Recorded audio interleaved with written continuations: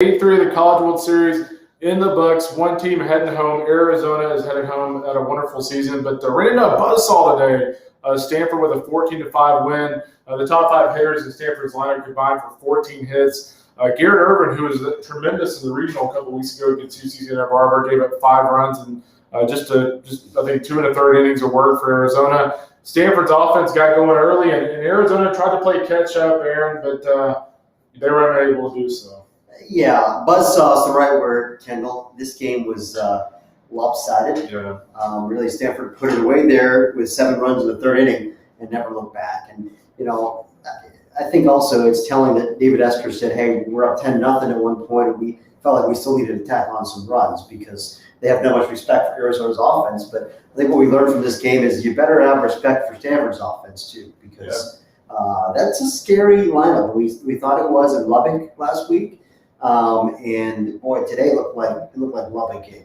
And, the one thing that I kind of focused on in my report today on the site was that 2 weeks ago, actually I should say last week, the thing that really jumped out to me about Stanford, besides just how potent their offense was how loose they were. And I remember particularly the image of David Esker kind of smiling and joking around with Texas Tech fans, and stuff. And like they just kind of all played that very laid back way. And they all said, the players both said they were uptight.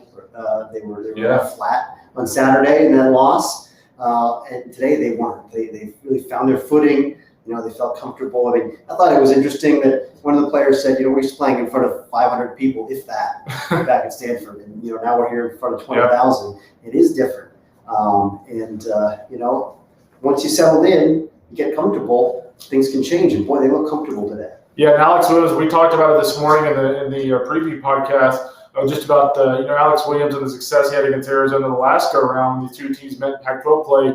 Williams had another solid start today. Didn't give up a run in the 4th. They didn't give up 4 runs and 5 in the 3rd. 4 runs and 5 in the 3rd against this kind of offense. That's actually a pretty good outing. Right. And Arizona did eventually chip away a little bit, try to get back into the game. They cut the deficit to 10-5 in the 6th inning. I mean, you had a feeling at some point they would make some kind of a charge. They certainly seemed flat early in the game. I thought their at-bats first 3 innings when the game was still really in question weren't very good at bats, and they were uncharacteristically non-competitive at bats. You have to wonder. You guys talked about it in our preview video this morning. You have to wonder if there was, we'll call it a hangover effect, but just if the loss to Vanderbilt was deflating for this team because I think it was. I was talking to Jay Johnson briefly earlier, and he mentioned that they kind of felt like they had an opportunity to slip away in the opener against Vanderbilt, and they did. I mean, they had a really good chance to win that game. They let it slip away, and they just came out a little too slow today against Stanford. And I will say this too.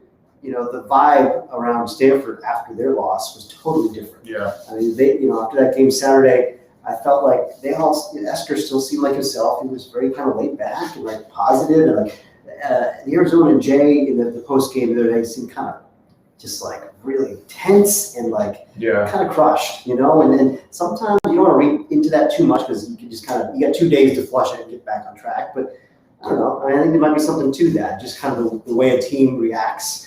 You can sometimes see it even right after the post game.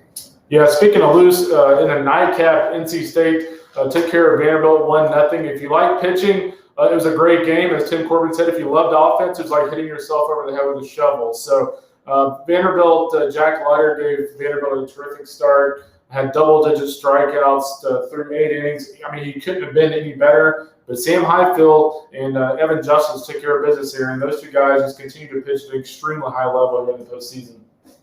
Really, it's the 5 guys that NC State uses. They've been so good this entire back half of the year since they got it figured out all the way through. But Highfield's just gotten better and better and better. I mean, and so does Justice. It's like Justice is Mr. Automatic now. And the last 6 weeks, I mean, really, I'd love to look at his. I should look at his actual game by game, his game log over the last 6 weeks, because I bet he's been not that far behind, Kevin Kopps and Landon Sims. I think he's become one of the elite bullpen weapons out there. The ERA on his season does not tell the story. He's not the same guy we saw the previous 3 years. He is a dude, and his composure is really, really something. And he showed it today, getting out of a situation there with the the tying run at third base, and never a doubt, he just drops that slider in there for a called third strike and run off the field. Yeah, and Sam Highfield's given out 4 runs in his last 25 innings. Aaron, he kind of gives you an unorthodox look. He'll attack hitters with the changeup fastball, and then he kind of drops his arm slot, goes sidearm with that frisbee slider. What did you kind of see from him stuff-wise? Yeah, that's right. And he said he didn't really feel like he had great feel for the changeup today, but I saw a couple good ones, and he'll mix in that kind of overhand curveball. There is really good angle and pretty good life on the fastball from the high slot, and then he'll drop down and kind of be mid-80s with a sinker down here and mix in that frisbee slider. Just sometimes that slot shifting stuff it kind of feels like a gimmick, and you wonder how effective it really is. Like, does it just distract the guy from doing what he does well? But he's one of those rare guys that I think it actually makes him better, And then Michael Roth was one of those guys who, mix in the sidearm slot and the higher slot, and it actually works, and it adds to your arsenal. If you can really do it, then it adds value. And I thought he really did it very well, especially maybe the best I've seen him with the sidearm stuff. He even got, I think at least one key strikeout with the sidearm slide piece. So I thought that was interesting. Yeah, in the first game, you had Terrel Tatum as your pick to click. It didn't work out in the first game, but tonight he was the offense for both teams. He hit a 92-mile-an-hour fastball from Jack Leiter over the wall in right center field. It was really interesting to kind of hear Terrell break down his at-bats against Leiter. He kind of felt like the Leiter went at him with the changeup, a lot of sliders, and he kind of admitted there on that fastball that he got, that 92-mile-an-hour heater, that he was like basically guessing that he's going to throw a heater, and he said he was going to swing no matter where the ball was, and it paid off for him. Yeah, he was selling out for it. And I agree with you. It was interesting to hear him talk about his at-bats. He kind of went through it pitch by pitch and really had a lot of recall about the detail of all of his at-bats. But very intelligent hitter, and he's always had bat speed, Kendall. I remember when he first showed up, on campus in the fall as a freshman, he was like the best player that they had that fall. And he just, they couldn't get him out, and they were expecting huge things from him, and it just didn't quite happen that first year. And then, you get the COVID thing, and I just kind of felt like he had been the forgotten man a little bit heading into this season. But they've always loved his athleticism, his bat speed. Yeah. He can impact the game with his foot speed also, even though he's DHing. I mean, he's an athlete. And so, this is a big moment for him especially after striking out a few times the other day. He comes back and comes up with the big swing of the game. Yeah, and to wrap up our discussion on NC State, it's kind of interesting after the game. Elliot Avent, a lot of coaches, when they're rolling like this, would prefer to just keep playing. Elliot Avent admitted, they feel like they need a few days off. They have a few guys with a little bit of a bug. He's looking forward to a few days off for the Wolfpack. And this was a team that we said all along, if they can stay in the winner's bracket, they can win this. It's just a team that doesn't have the depth to come through the loser's bracket, but now they're 2-0. I mean, this is just like the regional. They won all 3 games in the regional. That's the formula. Is if they can just stay out of that loser's bracket, boy, they're tough, because the top 5 arms are really good, and the position player group is just playing elite.